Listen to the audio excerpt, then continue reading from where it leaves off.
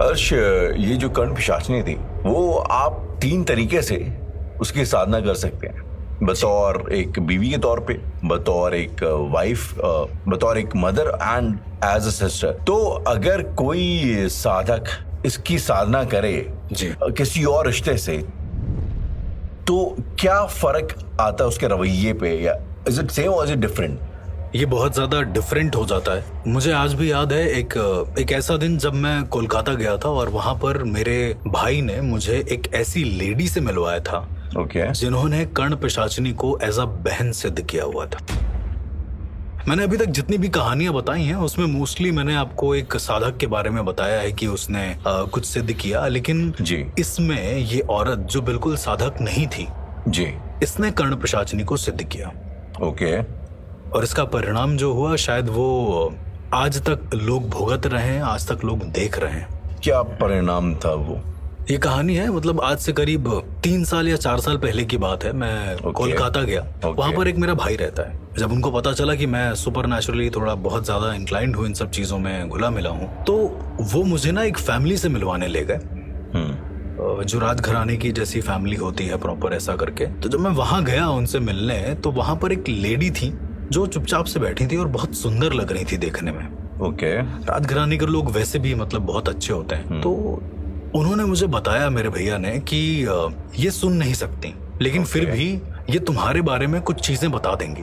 अब मैं थोड़ा सा सोच में पड़ गया कि एक साधक के बारे में तुम कैसे बता सकते हो, मतलब मेरे बारे में इतनी जल्दी आप नहीं बता सकते हो, जहां तक मेरा ऐसा मानना है। पर जब मैं गया तो उन्होंने बोला कि आज से 3 दिन पहले तुम ब्लैक शर्ट में थे और तुमने खाने में ये खाया, मतलब जो भी मैंने खाना खाया था, राजमा चावल खाया था, उन्होंने कहा तुमने ये खाया है। मेरे लिए बिलीव करना बहुत मुश्किल था। मुझे लगा भैया ने ही इनको बता दिया होगा, ऐसा कुछ करके। काफी देर 1-2 घंटे बात चली होगी। वो सुन तो पा नहीं रही थी, तो उनके घर वालों से बात चल रही थी। मैंने बीच में ही एक सवाल उठा दिया कि ये बचपन से ही ऐसी हैं या फिर इनके कान में मतलब क्या हो गया, कोई दिक्कत है? तो सारा परिवार का मुंह उतर गया। उन्होंने बोला कि इन्होंने वो कर लिया था जो इनको नहीं करना चाहिए था।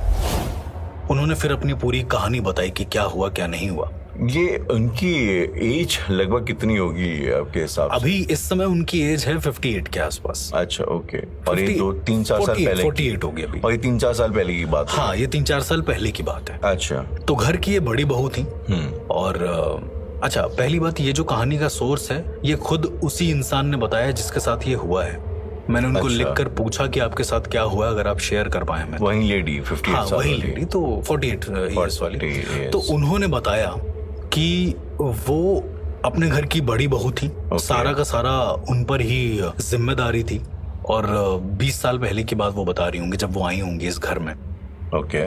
सारे लोग इनको बहुत मानते थे। फिर क्या हुआ, धीरे धीरे बहुत अच्छी बॉन्डिंग हो गई। घर के तिजोरियों की चाबी भी इनके पास रहने लगी। करीब जब ये 35 साल की थी तब इनके जो देवर थे उन्होंने शादी करी और एक छोटी बहू आ गई इस घर की।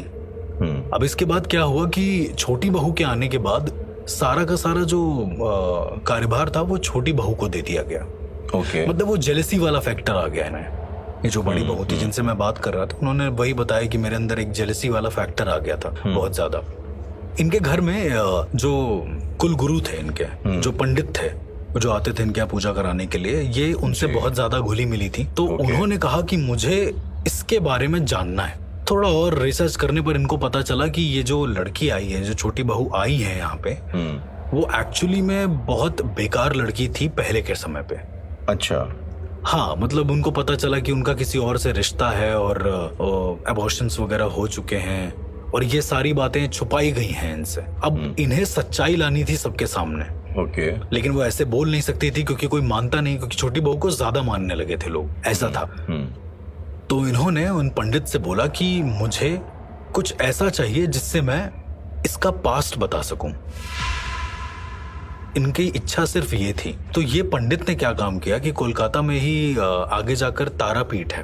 और तारापीठ 4 महासिद्ध शमशानों में आता है, बहुत बड़े शमशानों में आता है, जहाँ पर बहुत सिद्ध अघोरी रहते हैं। तो क्या हुआ कि ये अपने पंडित के साथ चली गई उन अघोरी के पास और उनसे पूछती हैं कि कुछ ऐसा हमें दे सकते हैं आप जिससे मैं किसी भी इंसान का भविष्य, वर्तमान या भूत बता सकूं। उस अघोरी ने करीबन 21 दिन इनको रखा अपने पास, और 21 दिनों में इनसे अलग अलग तरह की परीक्षाएं ली। जैसे कभी कभी वो अघोरी इनसे कह देते थे कि तुम्हें खून पीना पड़ेगा, पर असल में वो पानी होता था, उससे दिखता वो खून था।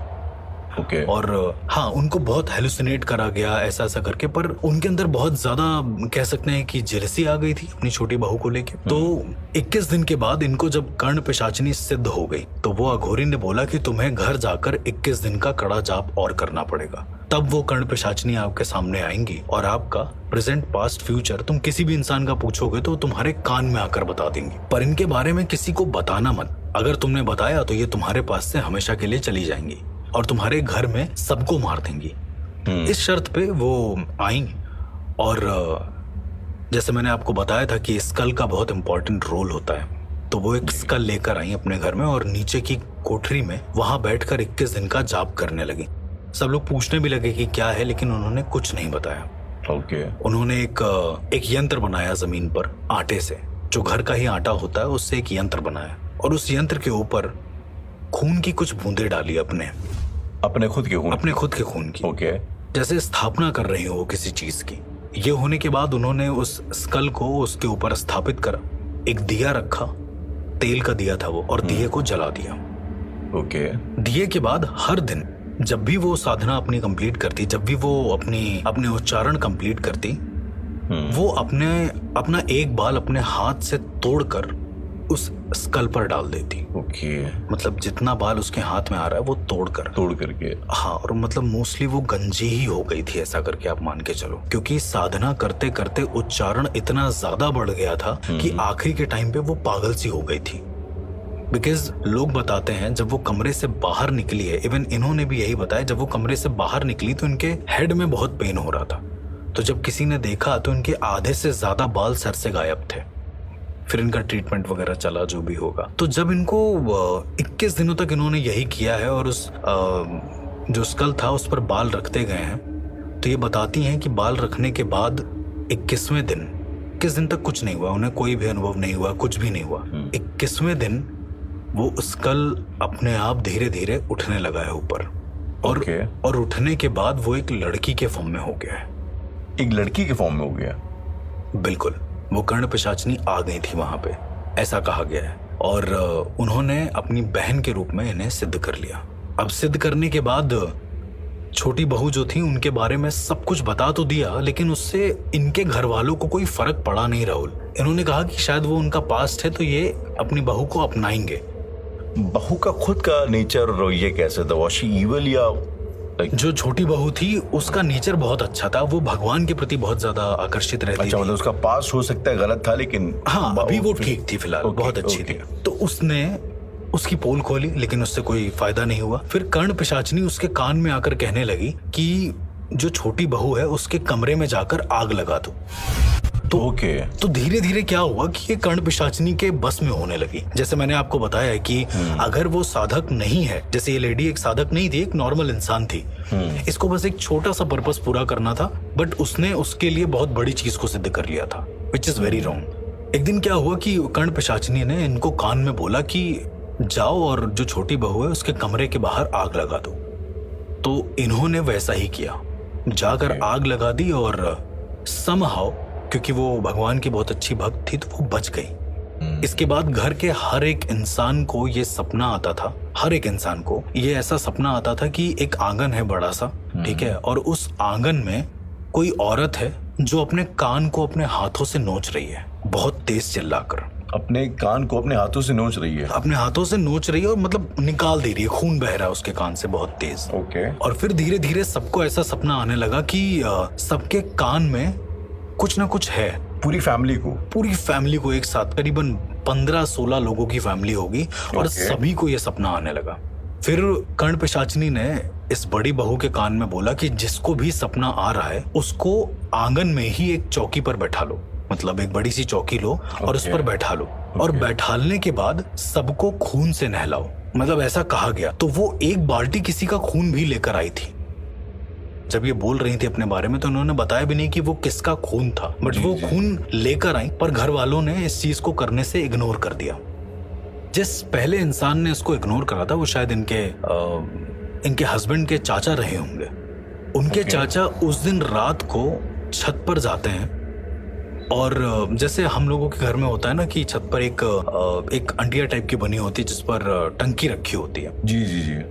उस दिन इनके घर में रात को बहुत तेज से ऐसी आवाज आने लगी कि कोई कूद रहा है, मतलब कोई ऊंचाई से कूद रहा है बार बार। ठीक है, बार बार कूद रहा है, करीबन 15-16 बार। जब इनके पूरे घर वाले छत पर जाकर देख रहे हैं तो देखा क्या है कि इनके जो चाचा हैं वो बिल्कुल, मतलब उनके चेहरे पर कोई एक्सप्रेशन नहीं है। ठीक है, और वो बार बार छत में सबसे ऊपर वाली छत से, जो नीचे एक छत है, उस पर कूद रहे हैं। उनको चोट लग रही है, खून निकल रहा है, फिर से वो छत पे चढ़ रहे हैं, फिर से वो कूद रहे हैं। ओके। और ऐसा करीबन 27-28 बार वो ऑलरेडी कर चुके हैं। मतलब उनका शरीर पूरा खून से लथपथ था। एक तरीके से कर्ण पिशाचिनी ने जो बोला था कि खून से नहलाना है, खून से श्रृंगार करना है सबका, वो ऑलरेडी खून में लथपथ थे। जब तक उनको रोका नहीं गया, जब तक उनको कुछ कहा नहीं गया, वो बार बार सीढ़ी से चढ़ते और बार बार कूद जाते। और ये बहुत भयानक नजारा था पूरे परिवार के लिए। ओके। उनकी चाचा जी के साथ तो कुछ हादसा नहीं हुआ था? उनके चाचा ही जी तो बार बार छत से गिरकर कूद रहे थे। तो इसमें जो बहू थी उसका क्या रोल था? दरअसल बड़ी बहू ने जब श्रृंगार करने के लिए बोला है तो जो मना करा है सबसे पहले वो उनके चाचा ने करा। Okay okay okay okay okay. तो उस एंटिटी ने कहने कि उनको भी पोजेस कर लिया। एंटिटी ने एक तरीके से पोजेस कर लिया और इसके बाद ये सिलसिले रुके नहीं रहे। कर्ण पिशाचिनी इतनी खतरनाक होती चली गई कि बड़ी बहू के कान में वो जो भी बोलती, बड़ी बहू ठीक वैसा कर देती। इनके घर में एक और लेडी थी जो प्रेग्नेंट थी। एक रात को क्या हुआ कि कर्ण पिशाचिनी ने इनके कान में बोला कि उस बंदी के पास जाओ जिसके पेट में बच्चा है, और उसके ऊपर एसिड डाल दो। एसिड डाल दो? हाँ। बच्चे के ऊपर? जो प्रेग्नेंट, जो पेट है, अच्छा, भ्रूण के ऊपर। हाँ, और इन्होंने वही किया। इनकी बड़ी बहू ने ये इतना ज्यादा इन्फ्लुएंस हो गई थी कि वो एसिड लेकर गई और ले जाने के बाद उस औरत के पेट पर वो पूरा एसिड डाल दिया। ओके। मतलब इनकी हरकतें बहुत ज्यादा खराब होने लगी दिन पे दिन। तो ये सबके बावजूद जो उनके घर वाले थे, उन्होंने ये जरूरी नहीं समझा कि इन्हें घर से अलग रखा जाए या थोड़ा दूर रखा जाए? क्योंकि बड़ी बहू थी और क्या बोलते हैं, लोगों ने सोचा कि कुछ मेंटल इशू होगा, तो कई सारे साइकेट्रिस्ट से कंसल्ट होने लगा, कई सारे डॉक्टर्स आने लगे। और जी। और बंगाल में तो ऐसा है कि अगर आपको जरा सा भी कुछ होता है तो फिर ये समझ लिया जाता है कि काला जादू है। तो 2-3 पंडितों को बुलाकर उनको सही भी किया गया, पर वो सही हुई नहीं, क्योंकि बहुत नॉर्मल पंडित आते थे और नॉर्मल उनको कुछ पहना देते थे। राहुल, ये सोच के चलिए कि वो ताबीज पहने किसी चीज का, या फिर किसी भगवान का ताबीज पहने या लॉकेट पहने एक तरीके से, उसके बाद भी वो कर्ण पिशाचिनी के इन्फ्लुएंस में है। वो फिर भी रुक नहीं पा रही थी। फिर एक दिन क्या हुआ कि उन्होंने कहा कि अब मैं ठीक हो गई हूँ। ये सब करने के बाद 5 दिन तक कुछ नहीं हुआ। उन्होंने कहा मैं सबके लिए कुछ बनाना चाहती हूँ खाने में। तो इन्होंने पनीर की सब्जी बनाई। ओके। पनीर की सब्जी बनाते बनाते उस कर्ण पिशाचिनी ने कुछ कहा, और करीबन 2 घंटे के बाद जब इन्होंने सबको सब्जी सर्व करी है तो उसमें पनीर की जगह छिपकली के टुकड़े पड़े हुए हैं। ऐसा था, उन्होंने वो पूरी सब्जी उसकी बनाई है। मतलब कोई इंसान चख लेता तो वो ऐसे ही वो मर जाता। लेकिन इन सब की वजह क्या थी? वो कर्ण पिशाचिनी उस परिवार के खिलाफ हो गई थी या उनके खिलाफ हो गई थी? Why was she that देखिए, aggressive? किसी भी शक्ति को अगर आप अपने पास बुलाते हैं तो आपका ये फर्ज बनता है कि आप उसका सम्मान करें, आप उसको जैसे रखना चाहिए वैसे रखें, उसको काम दें या फिर उससे बात करें। पर इन्होंने जब उसको सिद्ध किया तो उनका सिर्फ एक मकसद था कि भाई वो अपनी छोटी बहू की हकीकत सामने लाना चाहती थी। और हकीकत सामने आ गई तो उन्होंने कर्ण पिशाचिनी को ये कह दिया कि मुझे अब आप नहीं चाहिए। मतलब उन्हें इग्नोर कर दिया पूरी तरीके से। अच्छा, ओके। उसके बाद से ही हादसे होने शुरू हो गए। फिर ये कभी रुके नहीं राहुल। और एक जो सबसे खतरनाक किस्सा हुआ था जो मैं आपसे बताना चाहूंगा, जो उन्होंने खुद बताया रोते हुए मुझसे। ओके। इनका परिवार रहने आया कुछ दिन के लिए, बड़ी बहू का परिवार। इनके पापा थे जो इनके सबसे करीब थे।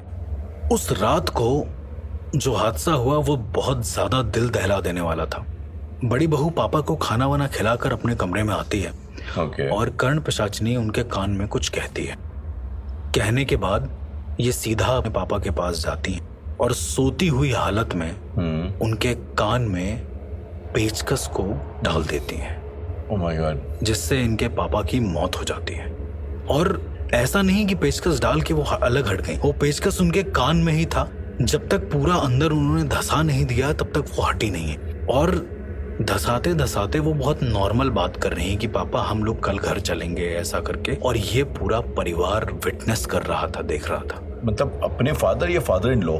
नो, अपने ही सगे फादर, जब रहने के लिए आए थे उनके फादर कुछ दिन के लिए, ओके, उनको ऐसा कर दिया। और उस दिन सबको पता चला कि कर्ण पिशाचिनी शायद पूरे परिवार को खत्म कर देगी। पर फिर महायज्ञ करवाया गया नरसिम्हा भगवान का इन्होंने घर में। जैसे मैंने आपको बताया कि नरसिम्हा भगवान डायरेक्ट कनेक्टेड है, नरसिम्हा भगवान का महायज्ञ करवाया गया। इनको 5 दिन के लिए उस यज्ञ के अंदर बैठाला गया।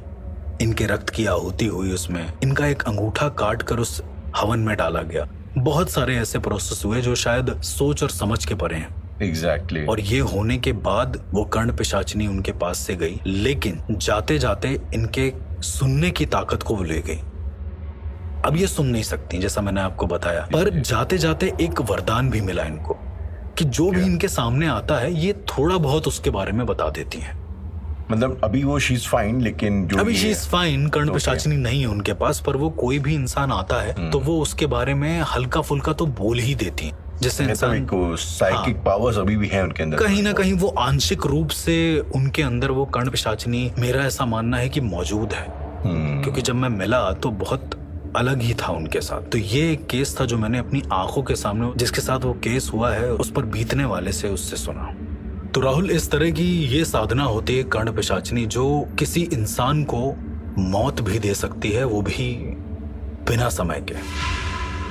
आज हम लोग इतनी सारी साधनाओं के बारे में, एंटिटीज के बारे में बात करते हैं और हर बार ऐसा कुछ होता है कि वो आपको मार भी सकती है।